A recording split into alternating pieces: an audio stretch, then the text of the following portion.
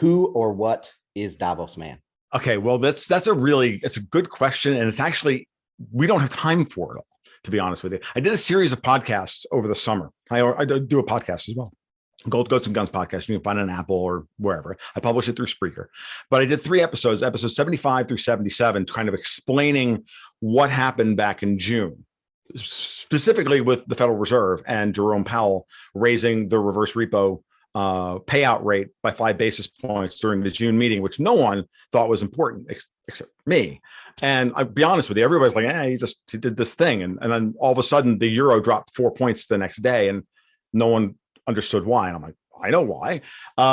So I explained it in there because Davos is a multi-headed hydra of a variety of different factions that have all coalesced around the understanding at this point that the current monetary system and the current financial system is unsustainable. And they know it's unsustainable. And I'm kind of, in many ways, I'm riffing off of a lot of the things that Martin Armstrong's talked about over the years as well. So I stand on the shoulders of other giants this year. I'm not going to sit only, bust my hand, pat my own self on the back. You read a lot of people over the years. I've been reading, all the same people I'm sure that you read, Rickards and Daniel DiMartino Booth and all these other people for the last 15 years. And you get that sense that there's something different, right? And so what Davos is all the people who think they run the world gather together at Davos every year, and they decide on what the policy for the world is going to be. We're going to move towards central bank digital currencies. We're going to get rid of the 2-tiered monetary system where the central banks create money and then it's distributed to the commercial banks eventually and gets into our hands. And that system is going to collapse because that system is unsustainable.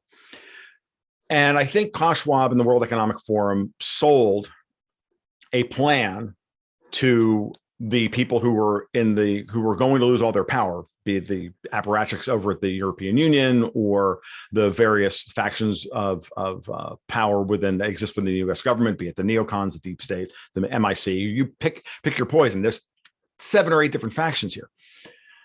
They all were sold the bill of goods by Klaus Schwab. We can fix this and we can keep you in power. But Klaus didn't tell everybody what the plan was. That's my theory. Okay. And I don't think he told the commercial bankers, the Goldman Sachses of the world, the JP Morgans, Bank of America, Wells, all the European banks, that they were planning on getting rid of the commercial banks. And when that finally started to really become clear to everyone, and it was like probably the first couple of months of this year, and there was a pivotal meeting between all the central bankers back in May, and Lagarde, the head of the ECB, and Powell were there. And Lagarde got up there and started talking about how we all need to coordinate our monetary policy to fight climate change. And then Jerome Powell kind of stood up about 4 minutes later and went, no, I'm the head of the Federal Reserve and we have a twin mandate for stable prices and full employment. And that's what my job is.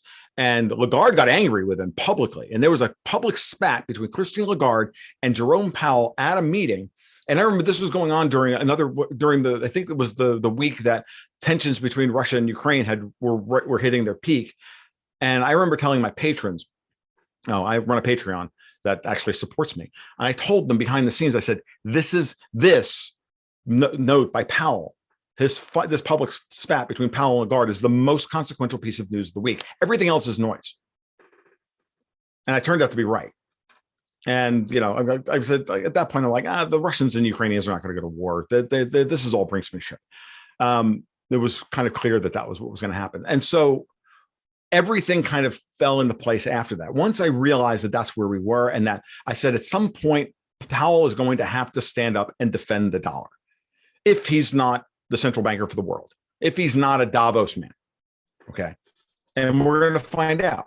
And I have patrons who are professional traders. I have patrons who are professional fund managers and whatnot. And we all talked about who Jerome Powell is. And we all came to the conclusion that, the moniker private equity Powell is real. And that he represents, real Wall Street guys, real, guys who believe in, the traditional means of capital formation through, the deployment of capital through the financial system as real. And we're not going to just throw that out the window and usher in global communism through central bank digital currencies. And I just firmly believe that. And once I came to that conclusion, once I did that analysis, we all kind of looked at each other and went, yeah, that seems right. And then everything since then has proven to me that Powell has been tightening monetary policy against Davos's will, against Klaus Schwab's will, against Soros's will, against, all of the European Union. And it was very clear that's what he was doing. And at the same time, the Russians and the Chinese never signed up for any of this. At virtual Davos this year, Putin excoriated Schwab directly for the fourth industrial revolution, for all of this stuff. He just said, look, this is just monumentally stupid. Like, if the people want that, that's fine. Well, we as world leaders can work towards that. But if the people don't want it, we shouldn't do this. And, Putin excoriated him. Xi didn't even show up to the meeting, hasn't showed up to any major meeting since then. Neither Putin nor Xi have showed up since then, like to COP26 or any of the other big meetings. So that's to tell you everything you need to know, that the Russians and the Chinese are not down with this. I mean, they have their own agendas, and I'm not saying that their agendas are good, bad, or indifferent. They're just their own agendas. And so Davos never sealed the deal with everybody.